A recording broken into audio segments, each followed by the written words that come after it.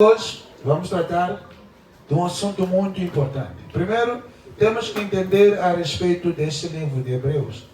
Este livro de Hebreus é um livro que foi escrito, que na verdade a autoria do livro tem muito debate, que não se sabe profundamente quem escreveu, só Deus é que sabe. Deus é que escondeu esse segredo para nós, porque alguns escritores ou alguns estudiosos dizem que foi Paulo. Por muito tempo acreditou-se que Paulo é que escreveu a carta ou o livro de Hebreus. Mas essa teoria cai por terra por causa do nível, ou da verdade, por causa da comparação que podemos fazer entre este livro e os outros livros que Paulo escreveu. Nos outros livros, Paulo, é claro, diz que eu, Paulo. Sempre no início do livro temos ele a dizer o quê? Eu, Paulo. 2, é o nível da fraseologia ou o nível do grego que se usa. O grego que se usa aqui é um grego bem eloquente, é um grego bem elevado, é um grego diferente do grego que Paulo usa. É um grego que parece uma pessoa que na verdade vivia lá nas bandas da Europa, não exatamente um judeu similado a romano, não é? Então fica bem fora da norma dizer que é Paulo. É sério que alguns dizem que deve ser Apolos. Apolos qualifica um bocado, porque Apolos é uma pessoa que vinha daquelas áreas ali onde se fala grego como deve ser. Mas isso aí não é muito pertinente, saber quem escreveu ou não escreveu. Mas temos que ter uma outra questão resolvida. Aqui ele escreveu e por que ele escreveu. Isso aqui é muito importante. A carta, na verdade, foi escrita aos judeus da geração depois de Cristo ter morrido. E temos essas evidências no próprio livro de Hebreu. Que, na verdade, é uma geração que... Isso aqui até pode nos ajudar a procurar exatamente em que ano esse livro foi escrito. Foi alguns anos antes da destruição do templo. O tempo foi nos anos 70 AD. Depois, por aí, entre 60 e 70, quando essa carta foi escrita. E essa carta foi escrita a judeus cristãos que viviam na zona da Europa. Entende? É por isso que nessa carta temos, lá nos capítulos número 13, uma expressão que diz aqueles da Itália. Está na Bíblia assim mesmo, aqueles da Itália. Isso aqui é uma indicação também de que a audiência, os receptores da carta eram pessoas que estavam onde? Na Europa. É por isso que até o nível da literatura é um bocado elevado. Ele escreve um grego elegante, diferente daqueles outros gregos. Por exemplo, se eu falo português e um português fala português, há diferença. Ou estou a mentir? Existe uma diferença, não é? Porque aquele ele está falando da sua própria língua, mas eu falo uma língua que na verdade é adotada, não é a minha língua primária. Então, e esses judeus, o que estava acontecendo com eles para esse escritor decidir fazer essa carta? E depois, essa carta analisada em comparação com as outras cartas, não parece muito carta, parece muito pregação. Não entenderam? Parece muito o quê? Uma ministração, uma pregação, não exatamente uma escritura, da maneira como foi composta. Não temos muito tempo a dar os detalhes, se você estivesse a falar com aquele irmão sentado ali, ia dar e ver até os detalhes, porque eu acho que é isso aí. Eu vou nem só dar versículos aqui, mas vamos lá ao que é mais pertinente para todos nós. Aqui, onde nós lemos do verso 1 a 4, isso aqui é uma introdução, é prólogo, não é? É a primeira parte, é aquilo que nos faz entender do que ele vai tratar. Qual é o assunto em causa no livro todo? Estamos juntos? Diga lá, Deus, o pastor diz que isso aqui é uma prólogo, aquilo que nós lemos. É a introdução, da maneira como eu vou falar para os sanduíches. Podem dizer isso aí de novo? Isso aqui é prólogo. É a introdução. Fala daquilo que o escritor vai tratar. Oh, glória, vocês são inteligentes. E não aguento convosco. A inteligência de vocês supera tudo. Aleluia. Então, aqui tem muitos pontos que nós temos que lidar com. que esses pontos são cruciais. Porque esse livro aqui, se fosse a ser nomeado, íamos dizer livro das melhores coisas. E muitos escritores acreditam nisso aqui. Por quê? Porque tem uma repetição da palavra melhor coisa, acima de 13 vezes em todo o livro. Tem 13 capítulos, mas tem acima de 13 vezes a se falar a repetição de melhor coisa. Melhor coisa. É por isso que diz que é o livro das melhores coisas. E 2 por 3 tem uma outra coisa importante. Primeiro, a audiência que eles estavam ministrando para eram judeus. Se são judeus, são pessoas que conheciam muito bem o Velho Testamento. Eram balizados com o Velho Testamento. É regra de um judeu que desde criança seja ensinado a Torá. A palavra, não é? É incutida a palavra de Deus. São pessoas que conheceram a palavra, mas em contrapartida tiveram um encontro com Jesus. Ter um encontro com Jesus te dá uma faculdade de interpretação de Torá diferente daquela que você sabia. Amém? Então, esses eram esse tipo de pessoas. Mas o problema que estava acontecendo aqui é que eles estavam a sofrer perseguição. Na altura onde estavam a viver, ser cristão era sinônimo de perseguição. Ser judeu não era problema. Ter tempo, fazer aqueles sacrifícios todos.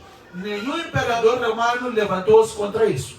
Nenhum imperador romano tinha problemas com o sistema sacrificial. Pelo que reinaram todos aqueles imperadores, os judeus continuavam a sacrificar e ninguém nunca foi preso por causa disso. Mas ser cristão era objeto de você ser preso. Era uma confusão. Porque eles deveriam adorar o imperador, não adorar o ser humano Jesus.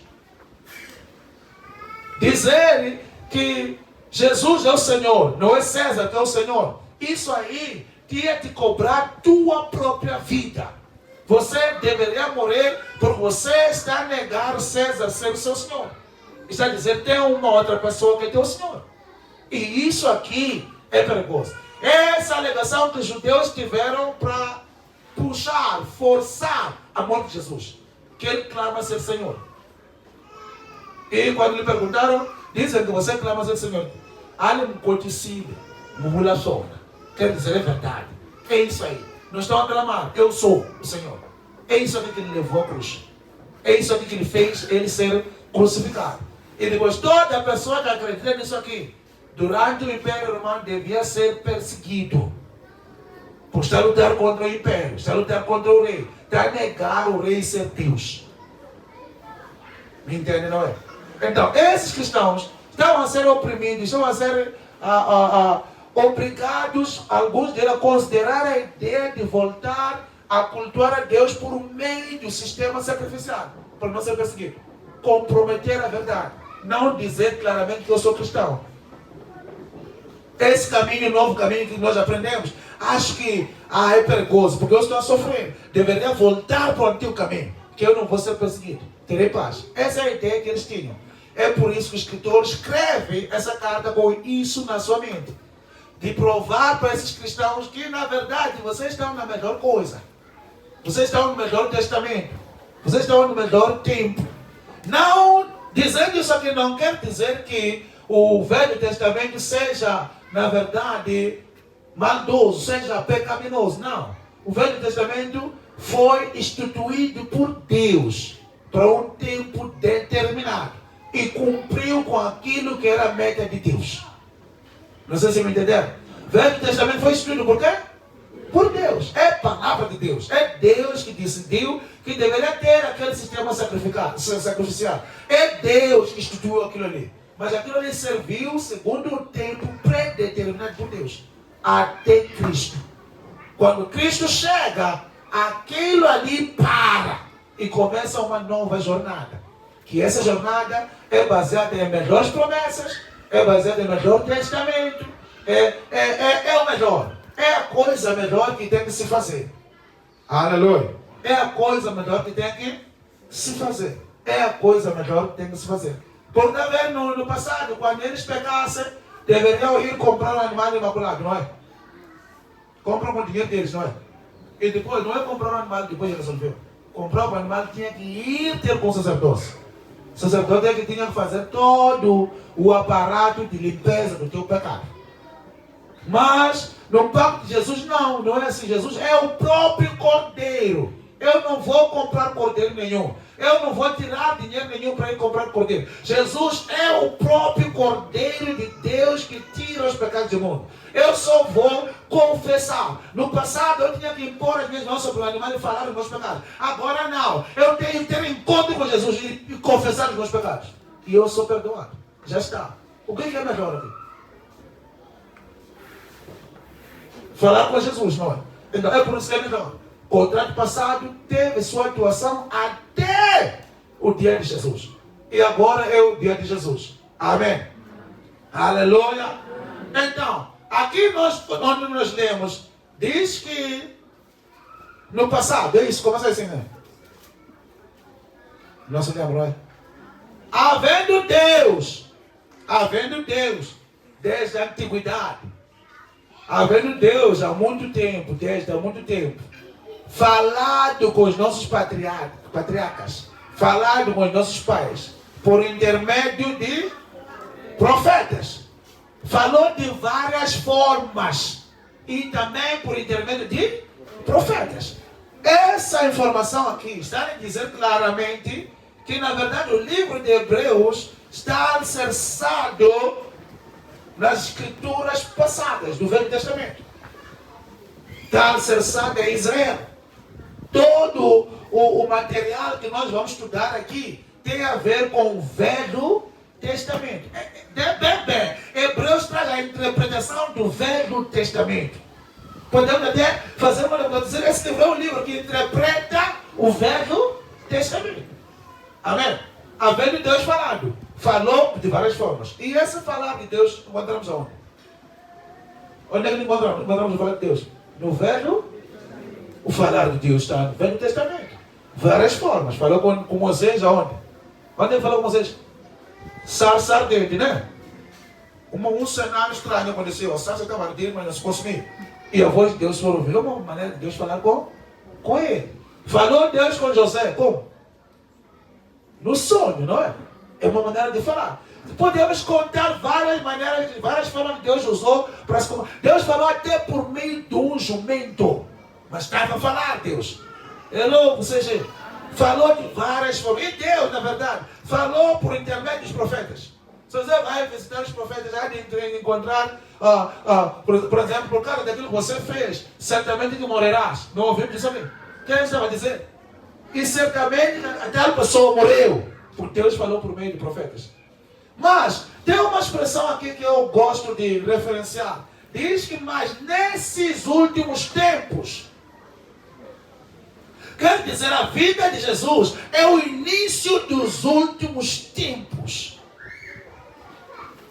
Não entenderam vocês? É o início de quê? Dos últimos tempos. E é aqui onde muitas pessoas se perdem. E devemos ter exatamente a mesma fé que os nossos irmãos patriarcas da fé tiveram.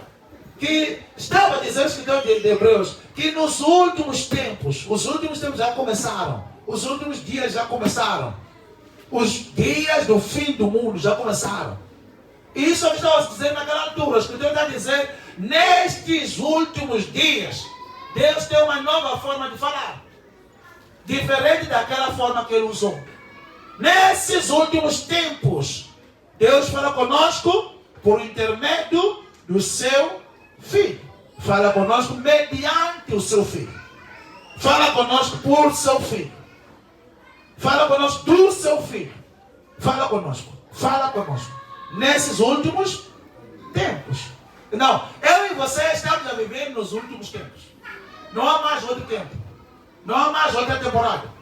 É este aqui. Nós estamos a viver nos últimos tempos. É por isso é muito importante você ter um encontro com Deus. Porque o fim já está aqui. O fim já não tem outra saída. É este aqui. Se você ainda não se converteu, é tempo de se converter. Estamos nos últimos tempos. Ele virá como um ladrão, diz Mateus. Ele não vai avisar. Ele não vai fazer. Alguns de nós somos iguais àquelas virgens que esperaram um tempinho e depois desistem, não é? Mas Nós estamos nos últimos tempos. Você tem que estar preparado 24/7. A qualquer altura ele pode aparecer. A qualquer momento ele pode aparecer. Logo, a mulher tem que chegar e encontrar você preparado. O noivo vai te vir e tem que vir te encontrar como preparado. Nesses últimos tempos, a fala que Deus tem conosco é por intermédio do seu filho. Aleluia. Estão a dizer primeiro que este livro está enraizado nas escrituras hebraicas, não é? No Velho Testamento. E depois, em Israel. Isto, na verdade, significando que, na verdade, tem que ser importante o cristão estudar o Velho Testamento. É importante um cristão, na verdade, estudar o Velho Testamento. Se o cristão não estuda o Velho Testamento, não tem como entender o Novo Testamento. Para entender o Novo Testamento, tem que estudar o quê? O Velho. Sem estudar o Velho, você não tem como entender. E isso aqui mesmo o Senhor Jesus concordou comigo, não é? A dizer só que se você ler o livro de Lucas, capítulo número 24, os versos número 25, 27, 48, 49, João 5, 38, você há de encontrar isso que está dizendo. Que ele disse que mesmo as escrituras falaram de mim. Mesmo as escrituras testemunharam de mim. As escrituras fizeram referência de mim. Estou a dizer as várias versões que existem, não é? E Jesus, eu sei, que está a pregar para um povo e diz para eles que eu não só apareci, não caí de helicóptero aqui. As escrituras preveram a minha vida. As escrituras declararam a minha vida. O que quer dizer, se você estuda corretamente o Velho Testamento, o que você vai encontrar é Jesus. A pessoa que você vai constatar, você vai entender que, uau, não sei por que eles mataram. Porque todas as escrituras deles apontavam para a pessoa do Senhor Jesus. Então, o livro das melhores coisas, o livro de Hebreu, ele se fundamenta, ele se enraiza nas escrituras do Velho Testamento, se enraiza nos livros históricos de Israel. Aleluia. Aleluia. Amém. E isso aqui é uma boa informação. E toda a informação que existe no livro de Hebreus é cristocêntrica. É focalizada em mostrar pessoas que é Jesus. É focalizada em causar a pessoa ter encontro genuíno com a pessoa do Senhor Jesus. Que dissemos que ele escrevia para o judeu, não é? É muito importante se escreve para o judeu partir do entendimento do próprio judeu e levar para onde ele não entende. Igual você que é professor, quando você quer dar uma matéria, parte da matéria que a criança conhece, para introduzir a matéria que a criança não conhece. Alô, amados?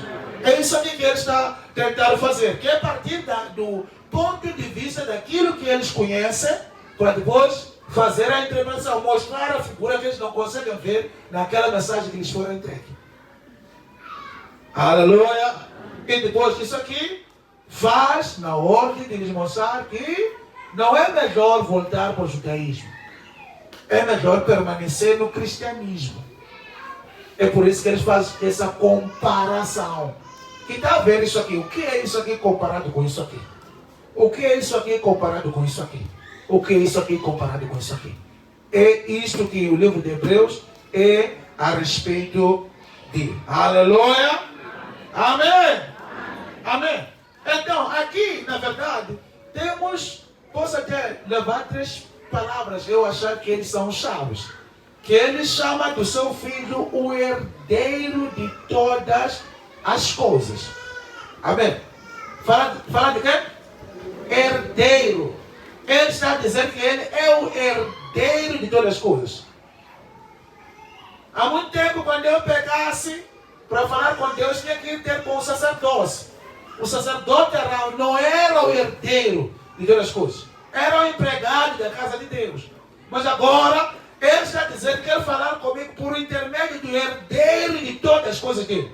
O que é melhor? Falar com o servo ou falar com o próprio herdeiro? Falar com o herdeiro. É por isso que é o livro das melhores coisas. Ele diz que fala conosco por meio do seu filho. E quem é esse filho? É o herdeiro de todas as coisas. E isso aqui aqui, dito pela palavra de Paulo, a Colossenses diz que em Jesus residia a plenitude de toda a divindade. Quer dizer, Jeová atzamaka Jesus yutama. Quer dizer, no seu inteiro, ele habitava na pessoa de Jesus. Quer dizer, sim, João fala assim, Jesus disse, sim, você viu a mim, você viu o Pai. Quer dizer, eu estou no Pai e o Pai está em mim. É isso que estamos tentando dizer. E é por isso que Hebreu diz que ele é herdeiro de todas as coisas. Ele é quem? Herdeiro de todas as coisas. E é quem sustenta todas as coisas pelo poder da sua palavra. Quer dizer, essa herança que ele tem lhe dá uma palavra poderosa. Que aquilo que ele diz, ninguém pode mudar. Se ele disser começou, começou. Se ele disser terminou, terminou. Se ele abrir porta, ninguém pode fechar. Porque ele é herdeiro de todas as coisas. Estamos a falar da divindade da pessoa de Jesus, não é? Aqui estão dizendo, na verdade, Jesus é o Criador. Por intermédio desse Filho, ele criou todas as coisas. E por intermédio da palavra desse Filho, ele sustenta todas as coisas. Na verdade, Jesus é o Criador. João fala que ele estava no princípio, estava com Deus, a palavra de Deus, e depois tornou-se carne, não é? É a explicação que nós temos de João. E este Senhor de Hebreus também está dizendo exatamente a mesma coisa. Que esse Senhor esteve na criação. É o Criador. É o sustentador de todas as coisas. É esse Senhor aqui. Não sei se estou falando muita teologia hoje, não é? Aleluia. É esse Senhor aqui, que é Jesus. Me entende, não é? Aleluia. É Jesus. Aleluia. E depois, diz que, eu disse, são quantas palavras? Eu disse que existe. Estão aqui, vocês? Quantas palavras podemos extrair? Herdeiro, não é? É o quê? E tem outra palavra que diz purificar. Depois de ter purificado. Viram essa palavra? Diz o quê? Depois de ter purificado, sentou à direita do Pai. Não tem isso aí? Bem, não. Essa palavra purificar também é muito importante. Porque no passado, a metodologia de falar com Deus era por meio do sacerdócio. O sacerdócio era a ponte entre o povo e Deus. Era aqueles que redimiam a eles. Paulo diz, por meio do sangue de Jesus, nós alcançamos a redenção. E essa redenção nos faz ser amigos de Deus, não é? Por meio desse Senhor aqui, o sacerdócio, nós tínhamos acesso a Deus, não é? Mas agora Jesus é superior ao testamento passado. Porque ele, o que ele fez? Ele, na verdade verdadeira, foi se entregar. Ele foi o sacrifício por nós.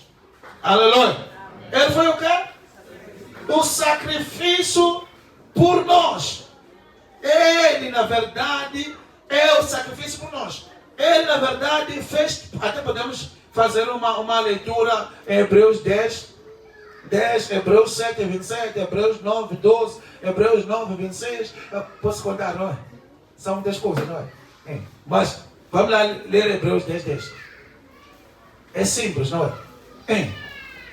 Depois de ter feito a purificação, ele sentou à destra do Pai.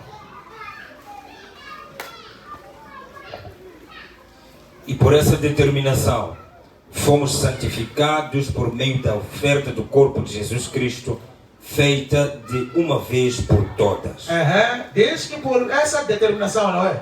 Por intermédio da entrega do corpo de Jesus, por intermédio da morte de Jesus, houve uma purificação, uma santificação.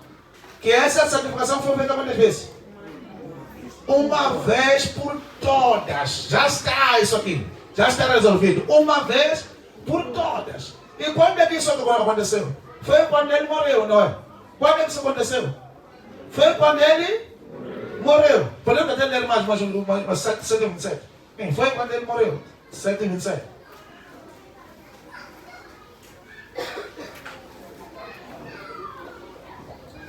Diferentemente dos outros sumos sacerdotes, ele não precisa oferecer sacrifícios dia após dia, que oferecem primeiro por seus próprios pecados e somente depois pelos pecados do povo.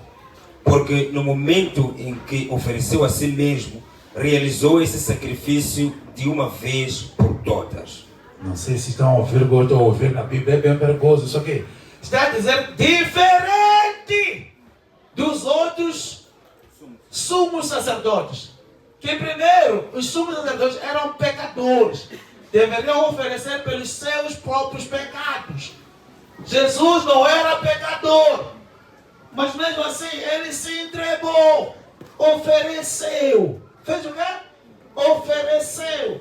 Aquele aí tinha que fazer diário. Mas esse aqui fez uma vez por todas. E resolveu esse problema que nós temos. Não entenderam vocês? Ele fez quantas vezes? Uma vez por todas. Aleluia.